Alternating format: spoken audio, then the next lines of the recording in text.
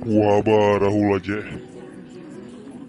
Ku kalian bayi tu hai tak goyang ala India. Citre segala pada kalian. Oh, gampang dah halnya. Dino kalian lupa joget ala Syarukan.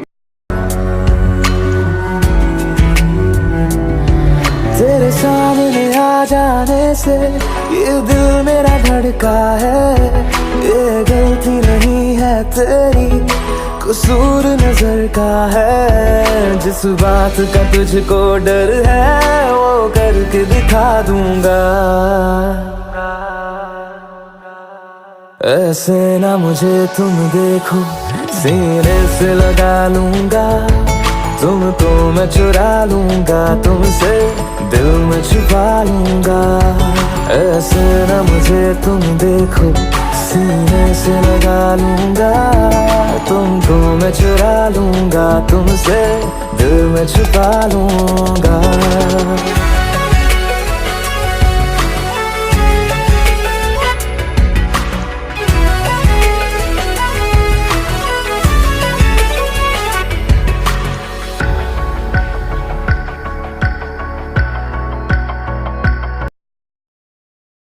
Ayu ta nyang aku pati memang jago ta draw ke bak joget lagi Syarukan. Nyang aku pati ayu. Nyo hino na CCTV. Nyo pati di Marya ngan edogawa na inondon. Untuk dah kalau kiban pendapat awak yang cara goyang kau penuh. Jap jaro.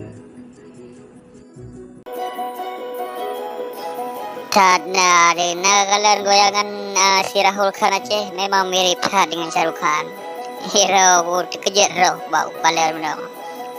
Memang hayu Rahul Aceh nyampe tercap jaro kayu. Lah piana produser minta produser langsung ijo ayu. Kenyamunan de Maria. Ika kayu madang pantunnya mentar kayu. Rahul Aceh maju aja.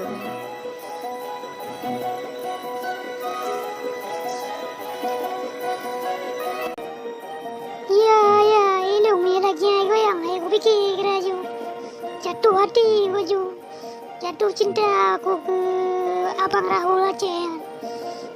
Memang goyangan ji luar biasa. Hipi nahi Syarukan. Nyandro ke edogawa cemburu ke ji ilung ke kalau ke ji ya. Mana tem ngelung. Pane na cemburu ilung miangan si Rahul Aceh cemburu aku. Sabo je doa kan, sabo letting. Jadi ilung aku maklum karo aku. Sebab je hayu thai goyang erayu. Erau tanje. Erau cuma pantun je sama gero ke hai di Marya.